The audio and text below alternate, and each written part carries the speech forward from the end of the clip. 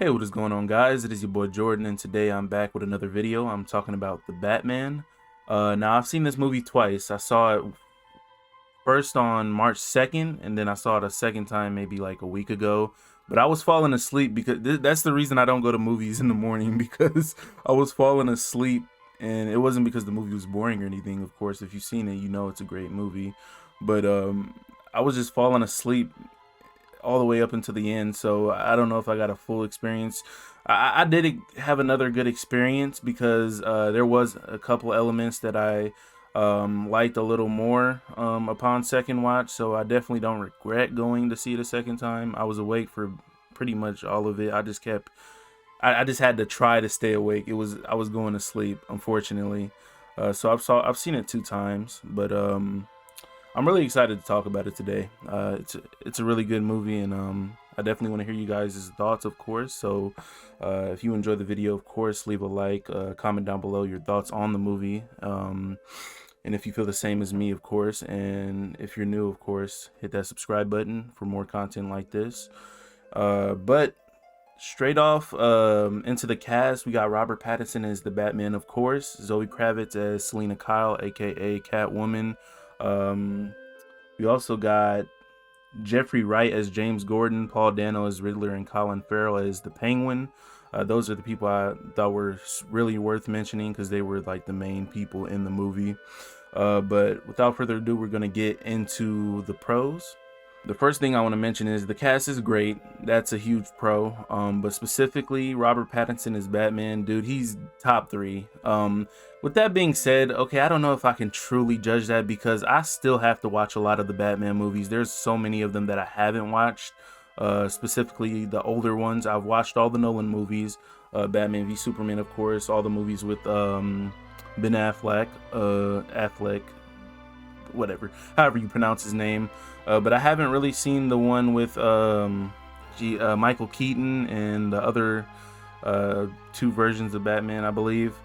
I haven't seen those, so I don't know if I can really judge that. But from what I've heard from other Batman fans, it's definitely top two, and I can see why. This movie is pretty much, in my opinion, perfect, and I'm gonna obviously tell you why. But it's damn near a 10 out of 10 movie. I got a lot to say about it. But back to what I was saying, the Batman is the biggest positive. This is year two Batman, and you just get to see him just struggle. Like he's like broken. Like this movie is like it's a Batman movie. Like Bruce Wayne is kind of there, but even when he is there, he's kind of still in his Batman, state. He's emo or whatever. He's like in a broken state, and I kind of like that. It's a newer interpretation as far as I can tell. I don't think we've ever had a Bruce Wayne like that. You can tell that he's really struggling on the inside, and I really just enjoy this interpretation as Batman. You see his detective side a lot more. Alfred was really great in this movie as well. But man, that Batman portrayal is just honestly incredible. My next positive is how Gotham is portrayed. Man, this Gotham in this movie is portrayed as like just this such a corrupted city, dude, and as it should. That's what Gotham is, and honestly, Batman doesn't even know if he's really making a difference. Like, crime has really gone up since Batman's appearance, as they state in the movie. I really like how they show like his fear. Like the criminals are really scared of him. The directing in this is incredible. Like you see some of the villains looking down alleys wondering if Batman's there. They see the symbol and they're just shitting their pants. I really like how they conveyed that message across to us. You get to see a lot of the officers and just officials just in this underground bar, this corrupt place, and you can just see that, dude, like on every level there's corruption, from the officers to the public officials or whatever. There's just so much corruption, and I just really like how that's portrayed in this movie. It really just shows how filthy Gotham is. And next, of course, I want to talk about the villains. Riddler, he was great. I enjoyed him. Some of the scenes, I think his name is Paul Dano, right? Yeah, Paul Dano, like the way he portrays some of the stuff after he's unmasked is a little weird. Like Bro, in the theaters, like both times, like there were people laughing, like, because he just started singing out of nowhere, and he just had these looks like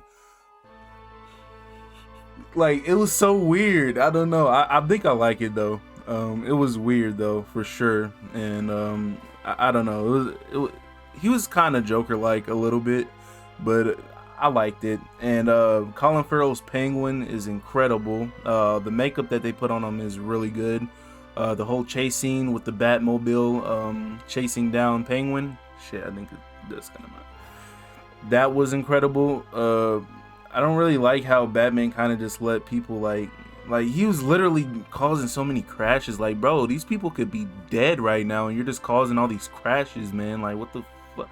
Like, it was weird. I didn't really notice it upon first watch, but second watch I noticed it a lot more. And we of course got Falcone, which I think there was a interpretation or a portrayal, sorry, of him in one of the older movies in the Nolan trilogy, but he was really portrayed really well in this one. You find out that Selena Kyle is his daughter, which, okay, I'm gonna be honest, spoiler for, you know, my cons. I don't really have any cons, but this is a little nitpick. I find it a little weird, like their father and daughter. Obviously he doesn't know that, but once you learn that, you're like, okay, he was kind of being a little like sexual toward her. It was weird. That's the only like little nitpick, but I don't know, that shit was weird. But Falcone was great. You find out he might have had something to do with Bruce Wayne's parents being killed. So I forgot what the character that always kills his parents is called, but it seems like that might not be the interpretation that's going on here. You find that his dad may have gotten somebody killed, and that really messes with him because the only reason he's Batman is for his parents, and that's all how it's always been. And he's like, dude, who have I been fighting for all this time? Like, if my dad had somebody killed, you know, like, he was no better than anyone else. You know, who am I fighting for right now? So I really like that. But you know, Alfred kind of like you know, snaps him out of it, like, no, your dad was a good man. He didn't know that Falcone was gonna have him killed, and as soon as he did, he was gonna tell the police, and that's why Falcone probably had your dad killed.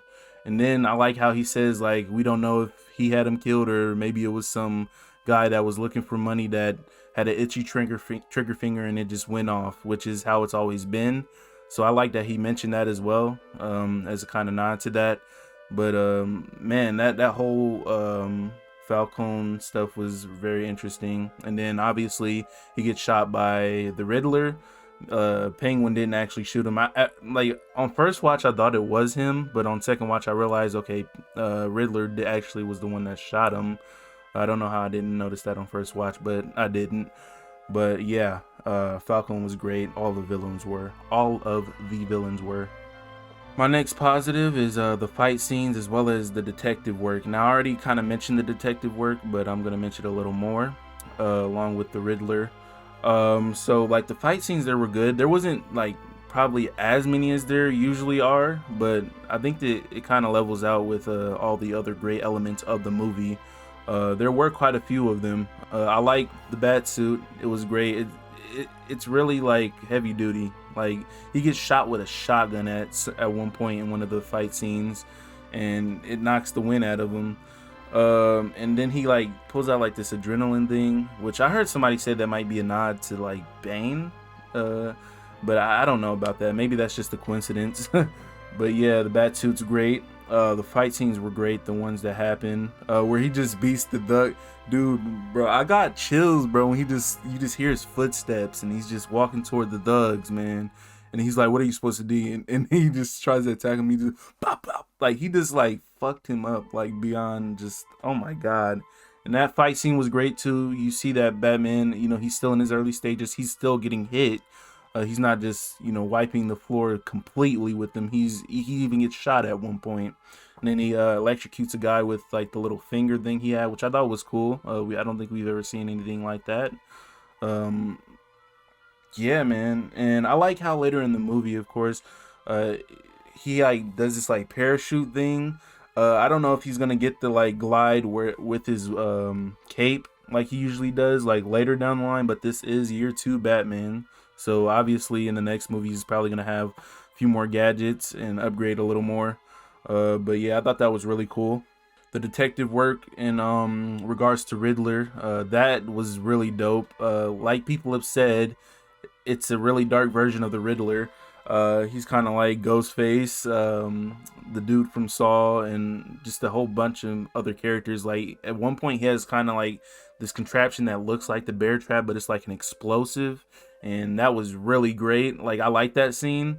And you can see the fear in the guy. Like, dude, he's willing to die as opposed to giving up the name of was it the informant? I believe it was the rat, giving up the name. So I like how that was conveyed. It just really shows that, dude, it's really corrupt, bro. He was literally willing to blow up as opposed to giving out that name. All the riddles were good. A lot of them were extremely challenging, which I've heard somebody say that back in the day, one of the Riddlers, like the riddles were like really childish and easy as hell, and like as a kid they could decipher them. So I'm really glad that it really shows that Batman is like super smart. And for a PG-13 movie, they kind of go a little wild. Like he bashes the dude's head in at one point. Of course it's PG, like you don't actually see his head getting bashed in, but he uses the little carpet tool to do it. And he took off the thumb. They show the thumb. That was a pretty good comedic moment where he has the thumb drive and he's like, oh man, this guy's funny. And then Gordon of course uploads it to his computer, and it has like a malware or something, and it just like sends out emails through his email to like everybody so that they see the photos. The next thing I want to mention as a pro is just Batman's arc across this movie. You start off and he's kind of like, you see that people are fearing him as well as the criminals, and people are a little iffy, the police forces as well. By the end of the movie, there was this powerful scene to me where he's on the roof and this lady's about to go in a helicopter, and he kind of grabs onto her arm, showing that the citizens of Gotham, or at least some of them now, have trust in Batman. And it kind of shows that he goes through this kind of arc where he's not as loved, but he's starting to gain love.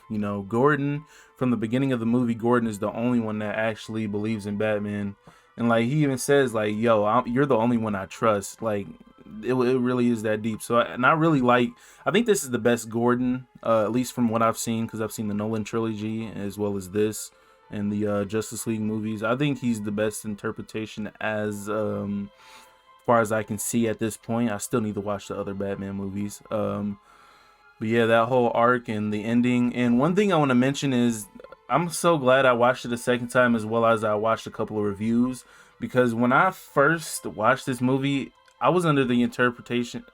Wait, no, that's the wrong word. I was under the impression. Sorry, I apologize. I was under the impression that Riddler knew that he was Bruce Wayne, and it was obviously intentional, but then it's kind of conveyed that he doesn't know, and they do it in a way where like most people like me, after watching it, like you don't realize that, oh, he doesn't actually know that he's Bruce Wayne.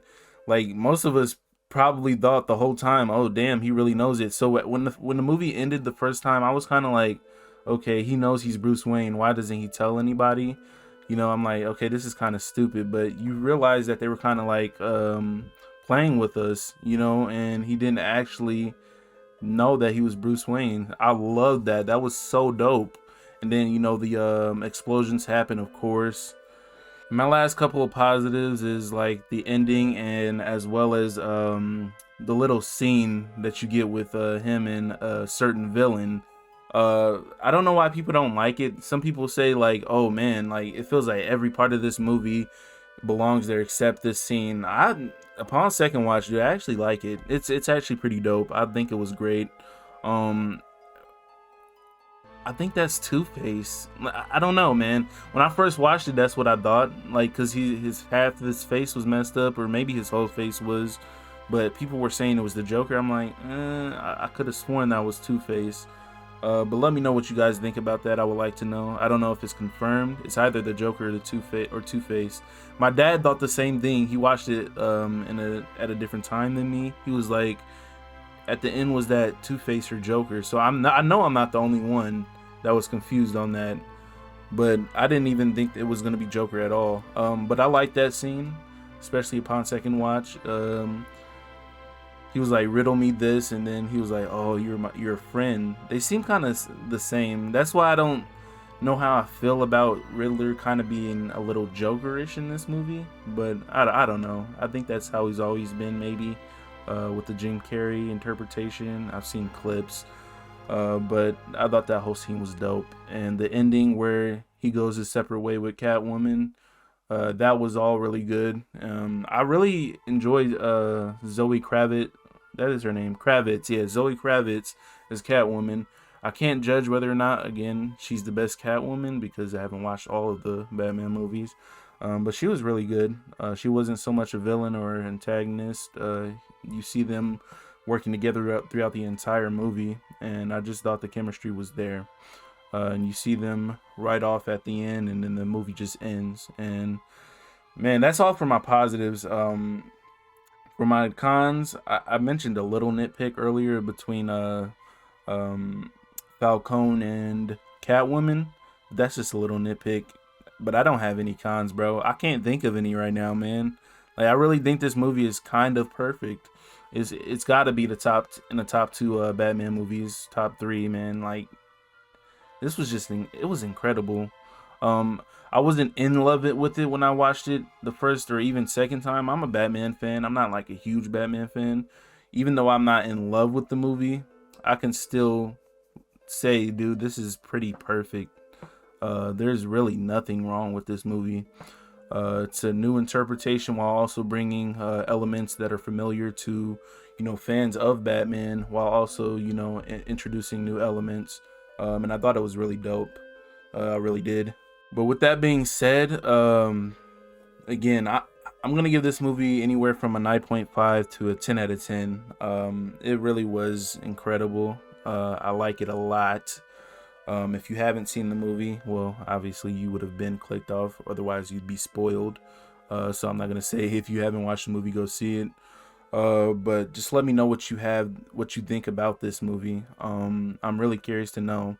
Is it one of the best Batman movies in your opinion? Is it one of the worst? Which nobody's gonna say that, but just how do you feel on this? But with that being said, I hope you enjoyed the video. If you did, don't forget to leave a like, comment down below what your thoughts are again, and subscribe if you're new, of course. And I will see you in the next video. Bye.